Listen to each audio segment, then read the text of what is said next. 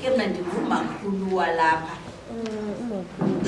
esikolweni sama-Afrika.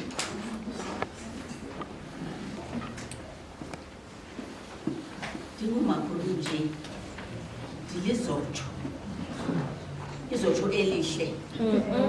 Yeah. Abantu bandithi ndawuthi ndilizotsho babe bajonge akho nto ngokulo. Into zakhe mavuka ndimgagalo ngonyama. Uma ndilelwa yintombi nababa zaphinde ndiyeke apho. Umama wasematshaweni unebam ngamatshawe imidange kathile.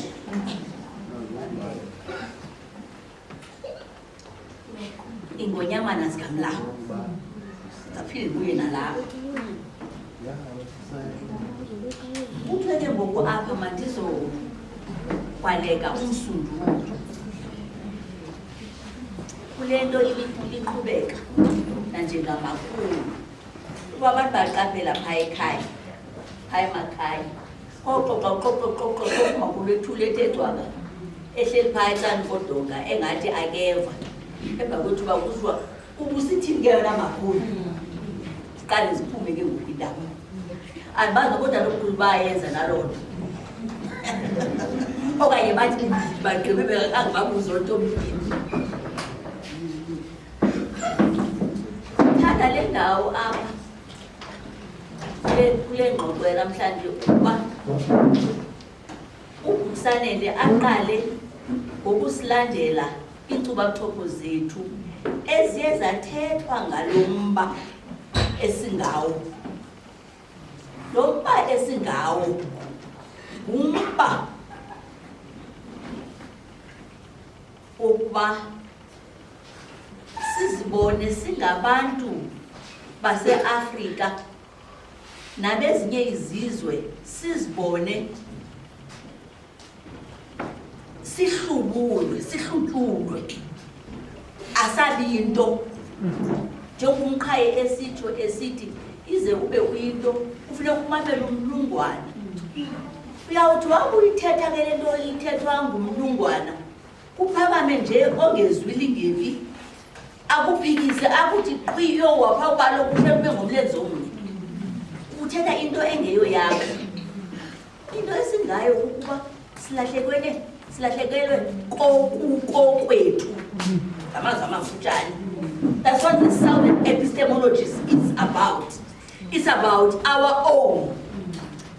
Silahlekelwe kokwethu. Sizafumana kanjani kokwethu? Singomakhulu, singabazali, singabantwana abagqityazayo. uBusanele kusiqalela asiqalele umqhayi besifanele basiyamazi sonke. Into nayo urhulumente wobandlululo enye into ebevele wayenza, bevele wafihla zonke ezingathi zinesongo, wafihla zonke ezingathi zinencasa. Uyafuthi abaninzi bengamazi umqhayi bangibalini. Kwakufuneka nabazali aba bokubuza ebazalini baba, nanikhe neva ngomqhayi ndavuka besazi. Yayimbongi jikelele yalapha emaXhoseni athethe atyatyadule zibuyisiwe ke ngoku imfundiso zakhe. They are available and everybody must read. They are in isiXhosa and sesiNgesini if you want to read. And just listen. Bakuthini na uJordan ingqubo yeminyanya sikhe sayibona kancinci apha ku-television, kodwa ayithethi ncakasana le nto ufanele basayifumana. Ufanele aphinde naye uJordan phinde simfundisise uthini na xa ezama uchaza into yokuba olu ngqubano uqhubekayo phakathi kwentshonalanga naphakathi kweAfrika uqhubeka ntoni na kuyo. Into endime ngayo mna namntu ujongileyo othethayo ngale nto ndithetha ukuthi iimfundiso zesi-Afrika azikhange zihambe ziyotshona, azikhange. Yiyo nale nto sidibene kule ndlu nangoku, azikhange ziyotshona. Uba bekuya ngokwebali lokufika kwabefundisi missionaries nofika kwabelungu okuna abaphethe izigalo, ngekho nto ethi sicinga ngolu hlobo sicinga ngalo. ngesisonke sicinga nje ngabantu abebekolonayizwa ngama-French. Abantu abebethathele ilizwi ngama-French babesithi hayi okhokho bethu zii-Gauls, okhokho bethu ngama-French. Abasatsho uba okhokho bethu ngamanywale, abasatsho okhokho bethu uba bani umbani ungumni umiya, akasatsho okhokho bethu ngomiya ungumni umgwevu, asatsho okhokho bethu ngamangwevu. Kwakukho kwafikele abantu bathi okhokho bethu ngama-French, ulahleke uthe bhaqa. Kwayinto uba uthi ukuze uba ungumni uthi andizazi, uyazi into yoba awulahleke uncamile, uyazi into yoba awulahleke ugqibile. Ufune uqale ekuqaleni uthathe itasi ugoduke uyobuza uba nithe ndingumni.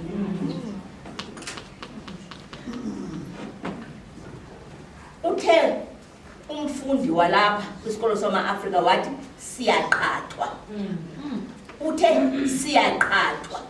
Ukuba singabamba nje kuloo ndawo into yokuba nokuba ndiyaphakama apha ndiyofuna indawo yofunda phaya kule yunivesithi iPetra kaMatyala, ndifike ndifundiswa, baza indlebe ukhangela uba uqhathwa kangakanani na.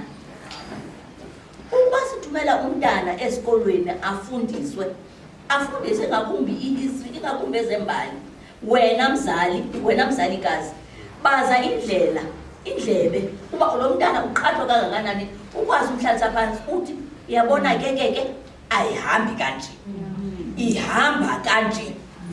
Masikwazi ukutsho, masiyazi into yoba siyaqathwa. Yaye akukho omnye umntu, lithi ilizwi, akukho omnye umntu ozawusikhulula. You are your own liberator. Utsho uDikgang Moseneke, ingqwayi yejaji esandukuhlala phansi ngoku, ndiyambona kutelevision okanye andimboni kutelevision. Niyambona, ndiyabulela. uDikgang Moseneke uthi you are your own liberator, uzozikhulula ngokwakho umuntu ozakukhulula. Ke ngoko ke ndizogqibezela ndithi sawube siqhathwa yintoni ke ngoku entsha esizawuyenza. Esi sikolo sama-Afrika ndifumanisa iyimbuyazwe, ndifumanisa izinzame zokubuyisa le ibilahlekile. Ndive kusithwa phaya eRose khona umntana onatsi ubuza abantwana bamhlobo bangakwazi uthetha isiXhosa, ndingazi bakufa yintoni bangabe bangakwazi uthetha abantwana bamhlobo bangakwazi isiXhosa. Uthi ke xa usithi ke igama lam ndingulizeka, athi ke nake Liska, uthi ke ngoku ke kuthiwa ke athi komnye hayi andinaba nguLiska, ndingulizeka kulungiswe leyo ndawo.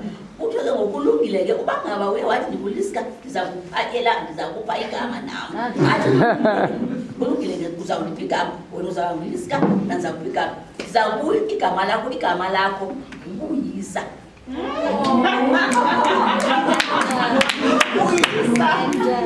Siqalekile amazimba aphansi adliwa zintaka, into nayo abantu abayiqondi. Amazimba aphansi ubuyisa, silapho ke sikwivuyazwe ke ngoku. Yintoni ke ngoku encakasana ngesi sikolo? Mhlawumbi bekufanele into yoba abazali nabo next time ndawucela into yoba nabo babe nelizwi bachaze into yoba yintoni encakasana. Bona abantu bathatha inzala yabo, kuba xa uthatha umntana umsa endaweni ethile ufana uba unamanakanile ukuba kuza kwenzeka ntoni na. You must have an idea as to what is going to happen, and you must have a wish as to what must happen. So abazali mhlawumbi mnayo ugqibezeleka le thetha le ncoko singavanga into yokuba ncakasana banqwenela ukuba ube yintoni ebantwaneni babo, ncakasana banqwenela ukuba ibe yintoni abayifundileyo. So ibala kapheli. Kodwa ke xa ndicaphula apha kwesikuve kuBhukusanele nakusinokuthula nakubafundi ngokubanzi, kuzameka into ekudala kuthethwa kusithiwa ke ngoku ke makufundwe i-liberated zones.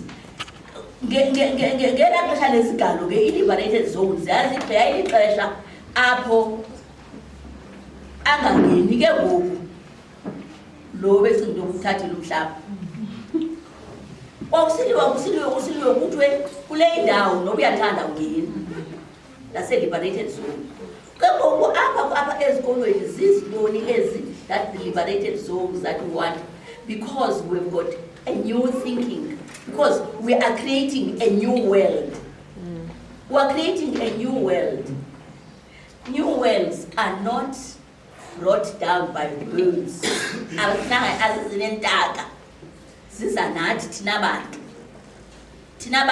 We can create our own world, and that is what we are creating. We senza elethu ilizwe elikhulu. Kodwa uhlobo lwasewesi kuhlala umuntu abangaphambili njengoba lenzima. Kufuneka abanye abantu bamamele. Emva koko bagoduke bexelelwe nguNtlokonkulu ukuba kuhambeka kanjani. Nokuba banalo olwabo uluvo. Kodwa kwisikolo sama-Afrika abantwana bafundiswa into bayazi uba banalo ulwazi lokokwabo. Ibalulekile loo nto kuba unqontsonqa wembuyazi into yoba uzazi ukuba ube ngubani, uyazi self-worth. What are you capable of? What are you capable of? So i-methodology eyahlukileyo entsha yofundisa i-intergenerational kuba kube ngabazali iyeke ukuba abantwana bathathele ecaleni ngohlobo bayenziwa ngayo esikolweni. Benza kuba benexesha bezawubazali intsomi kadyakalashe nehobe apho ke udyakalashe athi hobe ndizakujongela abantwana athi hobe kulungile ndizawuthi ngakwazi ubaba nje ndizawubafundisa abathathe uhobe abanika abantwana bakade nokudyakalashe lo hobe nayo hambe zakhe eziqhutywa kuye. Kodwa abantwana ubayekile bagcinwa ngudyakalashe, like abanye abantu bayeka abantwana baye endalo kwasesikolo begcinwe ngodyakalashe. Eke aqhubeke ngodyakalashe atye abantwana nqamnqam abagqibe bobabini afike kumama athi bapha abantwana athi udyakalashe bakhona uqokelele iinyosi wazifaka apho. Iinyosi zilibuku ziyacula athi awubeva indlela abacula ngayo awubeva indlela abacula ngayo. Ngamafutshane xa uthanda abantwana ubathumela apho ungaziyo khona ucimba uza kujongelwa ngomnye umntu molo. So indaba yokuba abazali oomakhulu abantwana bonke abantu kudityanwe kufundiswane yona nto ndiyibona iyi-liberated zone. Yona liberated zone leyo ndifuna ukumisa nam apho ingabi ngumntu wasentshonalanga owazi yedwa and ndikhoxe ngokukhawuleza. Ndiyabulela.